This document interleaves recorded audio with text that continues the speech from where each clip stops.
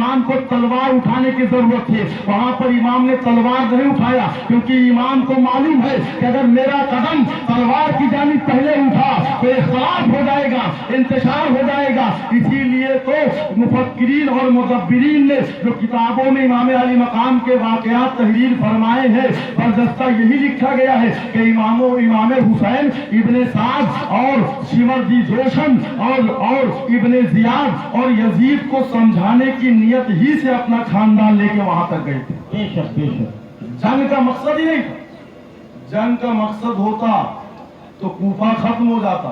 छोटे छोटे बच्चों को लेकर इमाम हुसैन करबला के मैदान में पहुंचे, और पहुंचने का अंदाज आप देखिए, साथ में कुछ नहीं है, लश्कर भी नहीं है, फौज भी नहीं है, कुछ लोग ऐसे भी नहीं है कि जिनको देखने के बाद ये मालूम होता कि जंग करने के लिए आए हैं। हमेशा जो कौम का जिम्मेदार होता है, गांव का जिम्मेदार होता है, कस्बे का जिम्मेदार होता है, जमात का जिम्मेदार होता है, वो छोटी छोटी सी बातों को लेकर इंतशार नहीं पैदा करना चाहता है। वो हमेशा सोचता है कि सारे मामला अच्छी तरह से मंजिल मकसूद तक पहुंच जाए, सारे मामला अच्छी तरह से पैर तकबीर तक पहुंच जाए, क्योंकि वो जानता है कि उसके एक इशारे पर सब कुछ हो सकता है। इमाम अली मकाम रज़ियल्लाहु अन्हु ने अपने मानने वालों को यही दर्श दिया है कि देखो, जब कौम में इख्तिलाफ होने वाला हो, इंतशार होने वाला हो, तो हमेशा सूझबूझ से काम लेना, अकलमंदी से काम लेना, क्योंकि अगर तुमने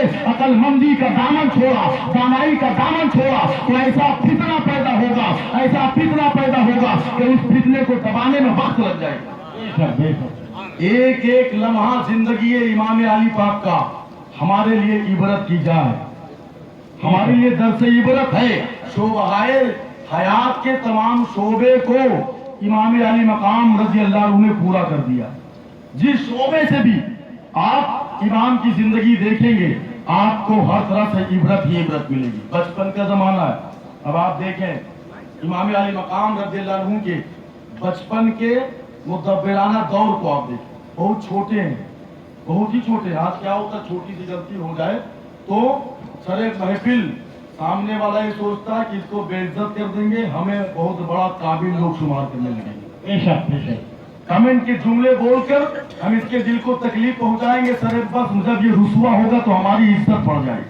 ऐ इमाम हुसैन के मानने वालों, ऐ 10 रोजा वाक़यात करबला समाप्त करने वालों, इमाम अली मकाम रज़ियल्लाहु अन्हु के बचपन के दौर को आप देखें।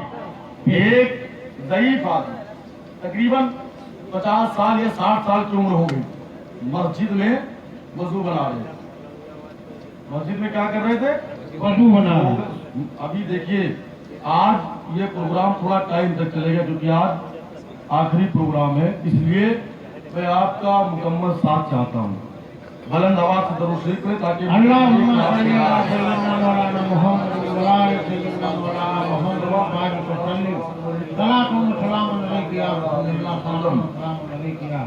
इमाम अली मकाम रज़ियल्लाहु अन्हु के बचपन का जमाना है। 50 साल के बूढ़ा आदमी मस्जिद में वजू करने की गरज से बैठा, वजू बना रहा, वजू सही नहीं हुआ, वजू उसका सही नहीं हुआ। इमाम अली मकाम रज़ियल्लाहु अन्हु ने उन्हें अपनी जानिब मुखातब किया। अब देखो इस्लाह करने का तरीका देखो, इस्लाह करने का अंदाज देखो। आज तो लोग अपने इमाम की इस्लाह करने के लिए परेशान रहते हैं। आज लोग उलमा की इस्लाह करना चाहते हैं, मुफ्तियाने इकराम की इस्लाह करना चाहते हैं, अपने से ज्यादा बड़े ओहदेदार की इस्लाह करना चाहते हैं। ऐ इमाम हुसैन के मानने वालों, हुसैन का मनसब बचपन में भी उतना बुलंद था जितना जवानी में बुलंद था। बेशक बेशक, सुभान अल्लाह। हुसैन चाहते तो डायरेक्ट मना कर देते, तैश में आ जाते, गुस्से में आ जाते, लेकिन नबी का लहू रगों में दौड़ रहा था। बेशक बेशक, सुभान अल्लाह। मुअल्लिमे कायनात का लहू रगों में दौड़ रहा था, मुस्लिह कौमो बिल्लत का, मुस्लिह इंसानियत का लहू इमाम अली मकाम रज़ियल्लाहु अन्हु के रगों में दौड़ रहा था।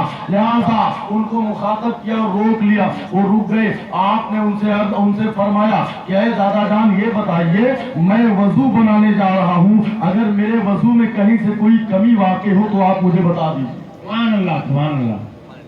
मेरे वजू बनाने में अगर कहीं से कोई कमी वाक़ हो, कोई नक्स वाक़ हो, तो आप मेरी इस्लाह फरमाइए। अब जब उस बुजुर्ग ने, उस एराबी ने इमाम अली मकाम रज़ियल्लाहु अन्हु का ये जुमला सुना, सैयदजादे थे, आले रसूल थे, और उन्होंने जब ये जुमला सुना तो वहीं पर रुक गए। उसके बाद आप भी इमाम अली मकाम के बगल में बैठ गए। अब आप फरमाते हैं कि देखो मैं वजू कर रहा हूँ, मेरे वजू बनाने का तरीका देखते जाओ, इस्लाह करते जाओ। जैसे इमाम अली मकाम रज़ियल्लाहु अन्हु वजू करते गए, अब वो ज़ईफुल उम्र मुसलमान बगौर उनका वजू देख रहा है, उसको फौरन ये एहसास हुआ कि इमाम हुसैन ने तो वजू सही बनाया, मेरा वजू गलत है। आप देखें इस्लाह करने का अंदाज देखें, सरे बज़्म इमाम हुसैन ने रुसवा नहीं किया, बल्कि इस्लाह भी कर दी और उनके समझ में भी आ गया।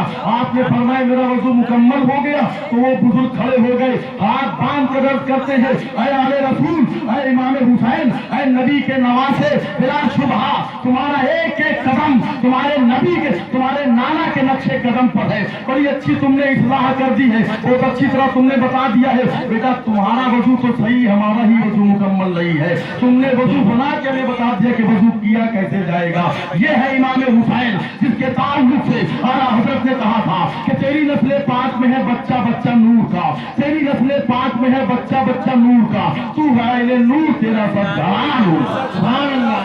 नारे तकबीर, नारे तकबीर, नारे रिसालत, नारे रिसालत, उलमाए सुन्नत, मसलके आला हज़रत, ज़िक्र शुहदाए करबला, नारे तकबीर, नारे रिसालत।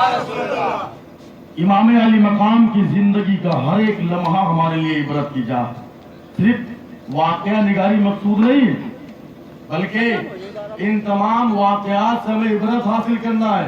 गुस्सा आए तो इमाम हुसैन के सब्र को देख लो, बेटा दिमाग टेंशन में आए तो इमाम अली मकाम रज़ियल्लाहु अन्हु की सल्तनत का अंदाजा करो। इमाम हुसैन किसी गरीब खानदान से ना थे।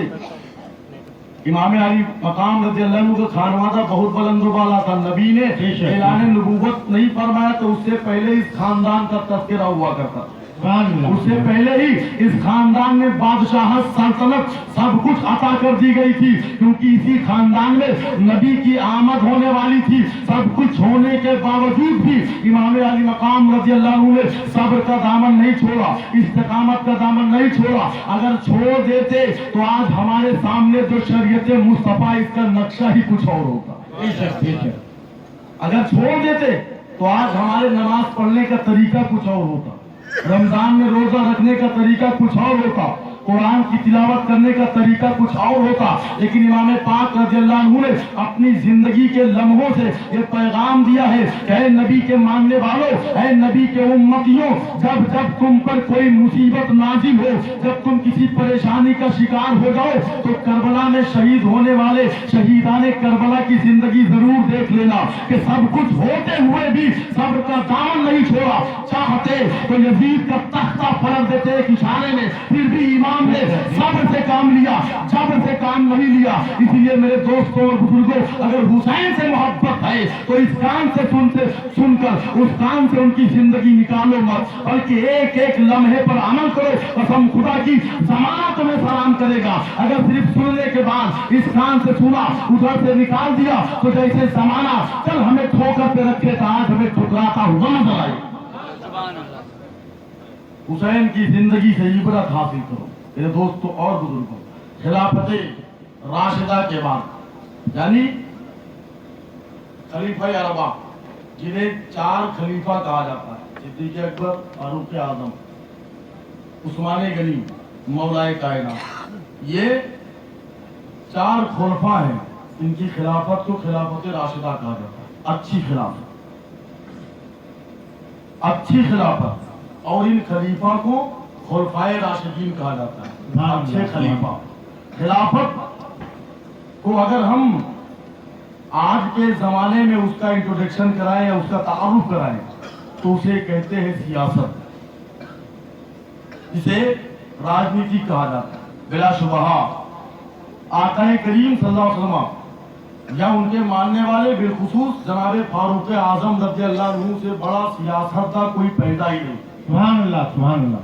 सियासत खारजा पर आपको उबूर हासिल था। ये अदालत आप देख रहे हैं, ये उन्हीं की देन है। जगह जगह पुलिस चौकियां आप देख रहे हैं, ये उन्हीं की देन है। आप हर दुनिया के तमाम मामालिक का सर्वे करेंगे, जायजा लेंगे, तो एक बात पता चलेगा कि जिस मुल्क में जो कानून बनाया जाता है, जो नज़्म नफ्स तैयार किया जाता है, ये जनाब फारूक आजम रज़ी अल्लाह अन्हु के कायम करदा कानून से ही हासिल किया गया। सुभान अल्लाह। बहुत बड़े सियासतदान थे, लेकिन गंदी सियासत नहीं थी, गंदी राजनीति नहीं थी। इसीलिए उस दौर की सियासत को खिलाफत राशिदा कहा जाता है। अच्छी सियासत, नेक सियासत जो कौम व मजहब के फलाह बहबूदी के लिए की गई। खिलाफत राशिदा के बाद खिलाफत बनु उमैया और बनु अब्बास की खिलाफत का दौर आया, लेकिन मेरे दोस्तों और बुजुर्गों वो मामला नहीं रहा, क्योंकि उन लोगों ने खिलाफत को मुकम्मल तौर से सियासत में ढाल दिया था, मुकम्मल तौर से राजनीतिक में ढाल दिया था। और जब मुकम्मल तौर से सियासत में खिलाफत को ढाल दिया, वहीं से जवाल आने लगा। और जब यजीद तख्त नशीर हुआ, खिलाफत के मंसब पर फायज होता है, तो उसकी भी खिलाफत बड़ी अजीबो गरीब है, उसका भी खिलाफत करने का अंदाज बड़ा अजीबो गरीब है, बड़ा निराला है। उसने खिलाफत राशिदा को बालाए ताक कर दिया, नेक पाक लोगों की जिंदगी को बालाए ताक कर दिया। उसने ये सोचा कि हम खिलाफत के मंसब पर फायज हो गए हैं, हम प्राइम मिनिस्टर बन गए हैं, हम चीफ मिनिस्टर बन गए हैं, अब जो जी में आएगा वो करेंगे, कोई बोलने वाला नहीं होगा, कोई मना करने वाला नहीं होगा। लेकिन यजीद को यह नहीं मालूम था कि जिस खिलाफत के मुकद्दस मनसब पर वो बैठा है, ये कोई मामूली मनसब नहीं है। अरे ये वही मनसब है कि जिसको सिद्दीक़ अकबर ने बैठने से पहले अश्कबारी पेश की थी, ये वही मनसब है जिसके लिए जनाब फारूक आजम दूर दूर तक नजर नहीं आते थे, ये वही मनसब है जिसके लिए उस्मान ज़ुन्नुरैन बैठना पसंद नहीं करते थे। लेकिन जब कौम की तरक्की की बात आई है, तो इन खुलफा ने उस मनसब को अपना लिया ताकि मजहब इस्लाम का फायदा हो सके, मिल्लत का फायदा हो सके। लेकिन यजीद ने यह समझा था कि हमें खिलाफत मिल जाएगी, हमारा जो चीज चाहेगा वो करेंगे, जिस तरह चाहेंगे उस तरह से कौम को भेड़ बकरियों की तरह हम भी चलाएंगे। हम अगर चाहेंगे कि हराम को हलाल कर दे तो वो हलाल हो जाएगा, हम चाहेंगे हलाल को हराम कर दे तो वो हलाल हो जाएगा। लिहाजा मेरे दोस्तों और बुजुर्गों, यही तमाम फिक्र